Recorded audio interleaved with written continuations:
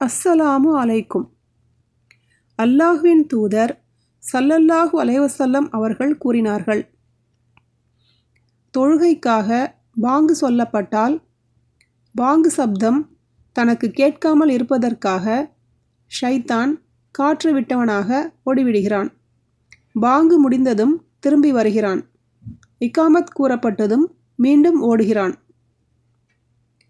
இகாமத் முடிந்ததும் மீண்டும் வந்து தொழுபவரின் உள்ளத்தில் ஊடுருவி இதையெல்லாம் நினைத்துப்பார் எனக் கூறி அவர் இதுவரை நினைத்து பார்த்திராதவற்றையெல்லாம் நினைவூட்டுகிறான். இறுதியில் அவர் எத்தனை ரக்காத்துகள் தொழுதார் என்பதை கூட அறியாதவராகி விடுகிறார்.